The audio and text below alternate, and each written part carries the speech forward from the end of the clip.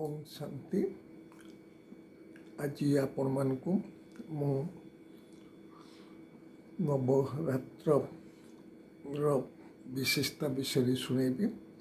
आपण मैंने शुणी खुशी हे जे जदियो आमर ओडिशा रे नवरात्र पालन करा जाए किंतु उत्तर भारत रे ये सब पालन करा जाए। आपण मैंने शुणी खुशी हे जे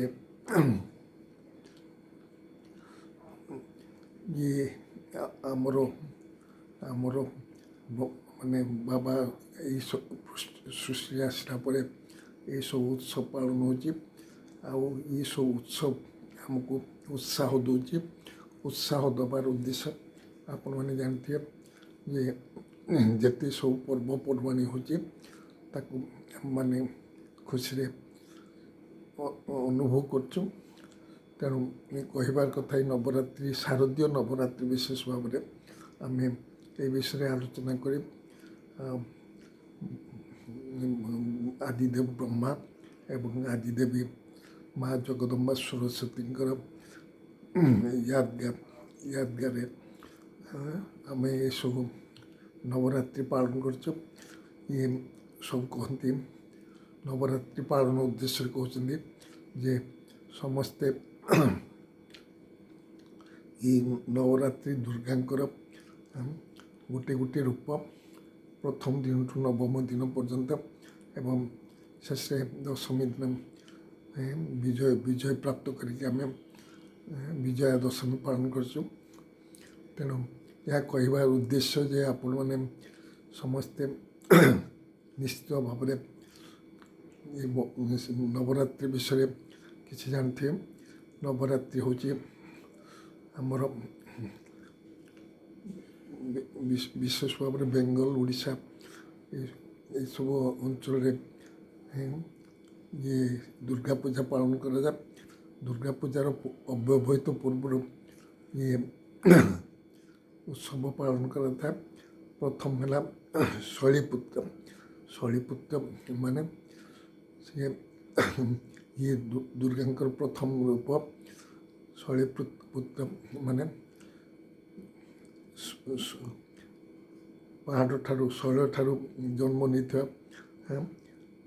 आज शैलीपुत्र पाखे कौन था समानक शक्ति था। समानक शक्ति है समानक शक्ति बड़े आम जेकोसी परिस्थितिर सामना करें एवं से सफलता प्राप्त कर। तेणु कहबार उद्देश्य ये आम दृढ़ता दरकार आमर आम जो कह ये आमर जो श्रेष्ठ स्थिति ये पर्व पालन कला बेले आमर जो स्थिति आम समस्ते मन पकाते शैलीपुत्र ये दुर्गांकर प्रथम रूप होते आपण मैंने जानते आम जेकोसी परिस्थिति सामना कर आम आग को बढ़ी पार आग को बढ़ियार आकार सबुठ श्रेष्ठ उपाय हो आपण मैंने जदि ए स्थिति को बजाय रखिए आपण दृढ़ता रखिए तेबे आपण मैंने सहज सफलता पाइबे। जेकोसी काम आप दृढ़तार सहित कले सफलता पूर्व निश्चय अच्छी। तेणु ये है आमर प्रथम नवरात्र प्रथम दिन। द्वितीय दिन है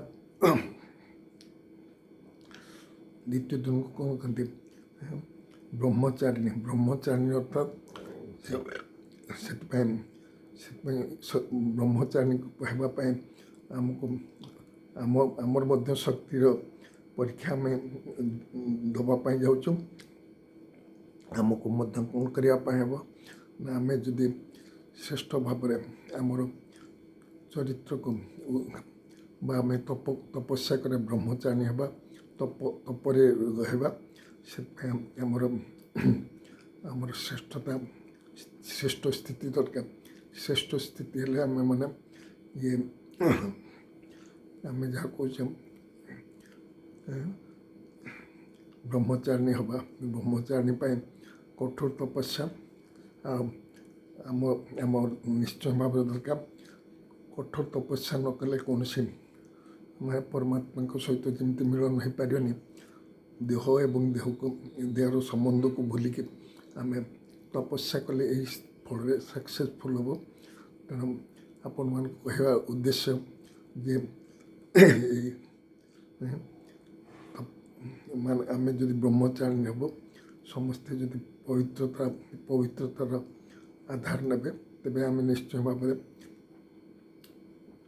जेकोसी पवित्रता फल आम जेकोसी प्रकार सफलता निश्चय पाइब तापर आपण मैंने देखते आम तृतीय है दुर्गा पूजार ये दुर्गा तृतीय रूप है चंद्रघंटा अपन चंद्र जमी चंद्र जमी रही है से अर्धचंद्र आगे ये यहाँ स्थिति रही है तेणु चंद्रघंटा हेल्ले आम कौन कर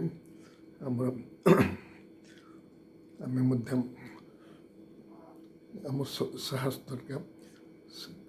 दरकार कार्य दरकार एवं से परोक्ष शक्ति निश्चय आम पाइपर परोक्ष शक्ति पाइपर आम आम आम कहना आम ये सब शिव शक्ति शिवंकर शक्ति शिवंकर शक्ति नहीं ये मैंने सब कर शिव शक्ति आम सब जे भाई हो भौणी हो आम मैंने शिव शक्ति किंतु भौणी को दाजा कहीं भौणी ने ये शक्ति बल बहुत किसी काम कर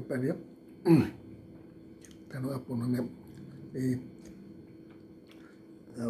चंद्रघंटा आम जदि साहस रखा आम जदि निजक श्रेष्ठ मन कर श्रेष्ठ स्थिति रहा निश्चय आम ए सफलता पाइबा चतुर्थ है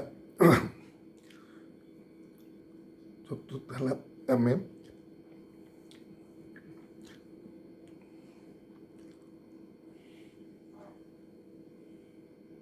कुष्मांडा आम कुष्मांडा माता मान आम जेकोसी परिस्थिति आम सफल काम हो पार ये चतुर्थ दुर्गा चतुर्थ रूप आपण मैंने चतुर्थ दिन जो कुष्मांड शिव शक्ति पूजा कर निश्चय से बहुत तपस्या करने दरकार आपन बहुत साधना करने दरकार साहस रहा दरकार तेणु से कहुचे आपण मैंने आपन को हेल्थ हैप्पीनेस मिल आपण मैंने जानते जदि आम मैंने कुष्मांडा माता जो नियम अच्छी पालन कले आम निश्चय सफलता पाइब स्कंद माता को देखते चारिटा हाथ गणेश को जन्म देते गणेश कौच कार्तिक को जन्म देते कार्तिक से माँ तेणु घर गृहस्थ देखाई दुई हाथ में कमल पुष्प रखिकी तमें घर गृहस्थ रही आम कमल पुष्प भाया रहा एवं तृतीय हाथ में देखाई से किचक राक्षस को मार्च एवं चतुर्थ हाथ में देखी वरदान दौरान तेणु स्कंदमाता वरदान भी दौरान राक्षस प्रवृत्ति को भी आमर से राक्षस प्रवृत्ति को जय कर पारे से आमको कहते आपन जिते आपन श्रेष्ठ हाँपाई चाहिए से ये प्रवृत्ति को आपण मैंने ଶ୍ରେଷ୍ଠ କରିବା ଦରକାର। ପ୍ରବୃତ୍ତିର ରହିକି ମଧ୍ୟ ଅମଳ ପୁଷ୍ପ ଯେମିତି ପାଣି ଟଚ୍ କରେନି, ଆପଣମାନେ ସେଭଳିଆ ଆପଣ ମଧ୍ୟ ଟଚ୍ କରିବେ। କୌଣସି ପ୍ରକାର ଘର ଗୃହସ୍ଥରେ ବିକାରର ଅଂଶ ବା ବଂଶ ଆପଣଙ୍କୁ ଟଚ୍ କରିପାରେନି। ଯଦି ଟଚ୍ କଲା ତେବେ ଆପଣମାନେ ସଫଳତା ପାଇବେନି। ତେଣୁ ସେଥିପାଇଁ କୁହାଯାଇଛି ଇଏ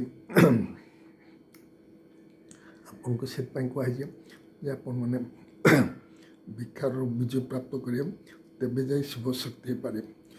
ତାପରେ ଆମେ ଆଉ ବରଦାନ ମଧ୍ୟ ପ୍ରାପ୍ତ ହୋଇପାରେ। ରାକ୍ଷସ ପ୍ରବୃତ୍ତିକୁ ଜୟ କରିବେ ଏବଂ ବରଦାନ ମଧ୍ୟ ପ୍ରାପ୍ତ ହୋଇପାରେ।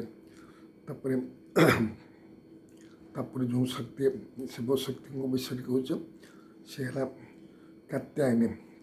କାତ୍ୟାୟନୀ କ'ଣ କରିଥିଲା? ମହିଷାସୁରକୁ ବଦ୍ଧ କରିଥିଲା। ବ୍ରେଭାରୀ, ତାଙ୍କ ପାଖରେ ବ୍ରେଭାରୀ ଥିଲା। ବ୍ରେଭାରୀ ଥିବାରୁ ମହିଷାସୁର ଭଳି ରାକ୍ଷସ ମଧ୍ୟ ଆମ ପାଖରେ ଥିବା ଯେଉଁ ପ୍ରବୃତ୍ତି ରାକ୍ଷସ ପ୍ରବୃତ୍ତିକୁ ମଧ୍ୟ ଆମେ ବିଜୟ ପ୍ରାପ୍ତ କରିପାରିବା ଯଦି ଆମର ସେଥିପାଇଁ ପରମାତ୍ମାଙ୍କର ବ୍ଲେସିଂ ଦରକାର। ପରମାତ୍ମା ଶିବ ଶକ୍ତି ମାନେ ଶିବଙ୍କଠାରୁ ଯଦି ଶକ୍ତି ଆମେ ନେବା ତେବେ ଆମେ ନିଶ୍ଚୟ ଭାବରେ ବିଜୟ ପ୍ରାପ୍ତ କରିପାରିବା। ଏଥିରେ ନିଶ୍ଚୟ ଭାବରେ ଆମେ ସଫଳତା ପାଇବ। ସେଥିପାଇଁ କୁହାଯାଇଛି ଯେ ଆମେ ଦୃଢ଼ତା ଥିଲେ କେଉଁ କାମ କରିନେବ। ତେଣୁ ଆମେ ବାବାଙ୍କର ସନ୍ତାନ, ଆମେ ଦୃଢ଼ ଚିତ୍ତ ହୋଇ ଯଦି ଯେକୌଣସି କାମ କରିବ ଆମେ ନିଶ୍ଚୟ ସେଥିରେ ସଫଳତାକୁ ପାଇବୁ। ତେଣୁ ସେଥିପାଇଁ ବାବା କହୁଛନ୍ତି ଯେ ପିଲାମାନେ ସବୁବେଳେ ଦୃଢ଼ତାରେ ରୁହ। ଦୃଢ଼ତାରେ ରହିଲେ ନିଶ୍ଚୟ ବିଜୟ ତୁମର ଜନ୍ମସିଦ୍ଧ ଅଧିକାର। ତାପରେ କାତ୍ୟାୟନୀ ପରେ କାଳରାତ୍ରି। କାଳରାତ୍ରି ମାନେ ୟାକୁ କୁହାଯାଇଛି କାଳରାତ୍ରି ମାନେ ରିମୁଭାଲ୍ ଅଫ୍ ଇଗ୍ନୋରେନ୍ସ। ଯଦି ଆମେ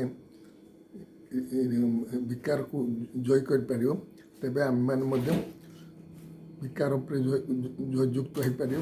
ତେଣୁ ଆପଣମାନେ ଯଦି ଏ ବିକାର ଉପରେ ଜୟ କରିବାକୁ ଚାହାନ୍ତି ତେଣୁ ଆପଣମାନଙ୍କୁ ବିଶେଷ ଭାବରେ ୟା ଉପରେ ଦୃଷ୍ଟି ଦେବା ପାଇଁ ଅଛି। ଆମର ଯେଉଁ ଇଗ୍ନୋରେନ୍ସ ରହିଛି ସେଥିପାଇଁ ଆମେ ସାବଧାନ ହେବା ଉଚିତ। ସାବଧାନ ହେଲେ ତାପରେ ଆମେ ଜୟ କରିପାରିବୁ। ତାପରେ ନବରାତ୍ରିର ଅଷ୍ଟମ ଦିନ ହେଲା ମହାଗୌରୀ। ଦୁର୍ଗାଙ୍କର ସେ ଅଷ୍ଟମ ରୂପ ବୋଲି କୁହାଯାଉଛି। ତେଣୁ ଆପଣମାନେ ଯଦି ମହାଗୌରୀ ହେବ, ମହାଗୌରୀ ହେଲେ ଆପଣମାନେ ଯଦି ଆପଣମାନଙ୍କ ମଧ୍ୟରେ ଏସବୁ ଯଦି ଆପଣ ବିକାର ଉପରେ ବିଜୟ ପ୍ରାପ୍ତ କରନ୍ତି ତେବେ ଆପଣମାନେ ମଧ୍ୟ ସେଥିପାଇଁ ଜୟଯୁକ୍ତ ହୋଇପାରିବେ। ସେଥିପାଇଁ ବାବାଙ୍କର ଯେଉଁ ଶ୍ରୀମତ ରହିଛି ଆପଣମାନେ ଯଦି ପାଳନ କରିବେ ତେଣୁ ଆପଣ ନିଶ୍ଚୟ ସେଥିରେ ସଫଳତା ହାସଲ କରିପାରିବେ। ତାପରେ ସେଥିପାଇଁ ଆମକୁ ବହୁତ ସାହସ ଦରକାର। ସାହସ ହେଲେ ମହାଗୌରୀ ହୋଇପାରିବ। ଏବଂ ନବମଟା ଯେଉଁଟା ହେଲା ସେଟା ସିଦ୍ଧିଦାତ୍ରୀ। ସିଦ୍ଧିଦାତ୍ରୀ ମାନେ ଆପଣ ଯେଉଁ କାମନା କରିବେ, ଯେଉଁ ବ୍ରତ କଲେ ଆପଣ ସବୁ ସମ୍ପୂର୍ଣ୍ଣତାରେ ପ୍ରାପ୍ତ କରିପାରିବେ। ସମ୍ପୂର୍ଣ୍ଣତା ଅର୍ଥାତ୍ ଆପଣ ଯାହା ବି କରୁଛନ୍ତି ସେଥିରେ ଆପଣ ମଧ୍ୟ ଜୟଯୁକ୍ତ ହୋଇପାରିବେ। ଜୟଯୁକ୍ତ ହେଲେ ଆପଣମାନେ କ'ଣ କରିବେ ନା ସଫଳତାକୁ ପ୍ରାପ୍ତ କରିପାରିବେ। ସଫଳତା ଅର୍ଥାତ୍ ଆପଣ ଯାହା ବି ଆପଣ କରିବା ପାଇଁ ଚାହୁଁଛନ୍ତି ତା ଫଳରେ ଆପଣମାନେ ଏହି ସଫଳତାକୁ ପ୍ରାପ୍ତ କରିପାରିବେ। ସଫଳତା ପ୍ରାପ୍ତ କରିବା ଅର୍ଥାତ୍ ଆପଣ ଦେଖନ୍ତୁ ସିଦ୍ଧି ପ୍ରାପ୍ତ କରିବା। ସିଦ୍ଧି କେତେବେଳେ ପ୍ରାପ୍ତ କରିବେ? ଆପଣ ଯଦି ବାରବାର ତପସ୍ୟା କରିବେ ଆପଣ ସିଦ୍ଧିକୁ ପ୍ରାପ୍ତ କରିବେ। ସିଦ୍ଧି ପ୍ରାପ୍ତ କରିବାର ଆଧାର ହେଲା ଶ୍ରେଷ୍ଠ ତପସ୍ୟା। ଶ୍ରେଷ୍ଠ ତପସ୍ୟା କଲେ ଯାଇକି ଆପଣମାନେ ସିଦ୍ଧିତ୍ୱ ପ୍ରାପ୍ତ କରିପାରିବେ। ସିଦ୍ଧି ଯେଉଁଟାକୁ ଆପଣଙ୍କ ଏବିଲିଟି ରହିବ। ଆପଣ ଏବିଲିଟି ରହିବ ଯେକୌଣସି ବିଷୟରେ ପାସ୍ କରିବା ପାଇଁ ଏଚିଭ୍ କରିବା ପାଇଁ। ତେଣୁ ଏଇ ଯେଉଁ ନଅଟା ବିଷୟରେ ମୁଁ ଦୁର୍ଗାଙ୍କର କହିଲି ନବରାତ୍ରି ବିଷୟ, ଇଏ ଶାରଦୀୟ ନବରାତ୍ରି ବିଷୟରେ ଆପଣମାନଙ୍କୁ କହିଲେ, ଆପଣମାନେ ଯଦି ଇଏ 9 ଦିନକୁ ବିଭିନ୍ନ ପ୍ରକାର ପାଳନ ଆପଣମାନେ କରିବେ, ନିଜେ ପରିଶ୍ରମ କରିବେ ଏବଂ ସଫଳତାକୁ ନିଶ୍ଚୟ ପାଇବେ। ଯଦି ଆପଣମାନେ ଭାବୁଛନ୍ତି ନିଶ୍ଚୟ ହେବ, ତେଣୁ ଆପଣ ନିଶ୍ଚୟ ଯେଉଁଠି ନିଶ୍ଚୟ ଥାଏ ସେଠି ନିଶ୍ଚିତ ହୋଇଥାଏ। ଆପଣ ନିଶ୍ଚୟ ହେଲେ ନିଶ୍ଚିତ ହୋଇପାରିବେ। ଆପଣ ଯଦି ସଫଳତାକୁ ପାଇବା ପାଇଁ ଚାହାନ୍ତି, ତେଣୁ ଆପଣ ନିଶ୍ଚୟ ରଖନ୍ତୁ ଏବଂ ନିଶ୍ଚିତ ହୁଅନ୍ତୁ ଯେ ସଫଳତା ମୋର ଜନ୍ମସିଦ୍ଧ ଅଧିକାରକୁ ପ୍ରାପ୍ତ କରିବା ପାଇଁ ହେଲେ ସଫଳତାକୁ ପରମାତ୍ମା ଆମକୁ ଶକ୍ତି ଦେଇଛନ୍ତି। ସର୍ବଶକ୍ତିମାନଙ୍କ ଠାରୁ ଆମେ ସର୍ବଶକ୍ତି ନେଉଛୁ, ସର୍ବଶକ୍ତି ନେଇ ଆମେ ସେଠି ସଫଳତା ପ୍ରାପ୍ତ କରୁଛୁ। ଆପଣମାନେ ଏହି ନବରାତ୍ରି ବିଷୟରେ ଶୁଣିଲେ, ଯଦି ଆପଣଙ୍କ କିଛି ସନ୍ଦେହ ଅଛି ଆପଣମାନେ ପଚାରିପାରିବେ। ତେଣୁ ମୁଁ ଦୁର୍ଗା ପୂଜା ଅବସରରେ ଆପଣଙ୍କୁ ଶୁଭ ଅଭିନନ୍ଦନ। ଆପଣମାନଙ୍କୁ ଦୁର୍ଗା ପୂଜା ପୂର୍ବରୁ ଏ ବିଷୟରେ ଶୁଣେଇଲି କାହିଁକି, ଏବେ ବି ନବରାତ୍ରି ଚାଲିଛି। ନବରାତ୍ରି ଉଦ୍ଦେଶ୍ୟ ହେଉଛି ଆମେ ଦୃଢ଼ ସଂକଳ୍ପ କରିବା, ଯେକୌଣସି ବ୍ରତ କରିବା। ବ୍ରତ ମାନେ ଶପଥ ନେବା। ଆମେ ଯଦି ଶପଥ ନେବୁ ତେବେ ନିଶ୍ଚୟ ଆମେ ସେଥିରେ ସକ୍ସେସ୍ ହେବୁ। ସକ୍ସେସ୍ ହେଲା ମାନେ ଆମେ ଆମକୁ ବୁଦ୍ଧି ରକ୍ଷା ପାଇଁ ହେବ ଯେ ପରମାତ୍ମାଙ୍କର ଶକ୍ତି ଆମ ପାଖରେ କାମ କରୁଛି, ଆମେ ମଧ୍ୟ ଏଥିରେ ସକ୍ସେସ୍ ହେଇପାରିବ। ଆଚ୍ଛା, ନବରାତ୍ରି ଉଦ୍ଦେଶ୍ୟରେ, ଦୁର୍ଗା ପୂଜା ଉଦ୍ଦେଶ୍ୟରେ ଆପଣଙ୍କୁ ଅଭିନନ୍ଦନ କହି ପୁଣି ବିଦାୟ ନେଉଛି ଏବଂ ଶାନ୍ତି।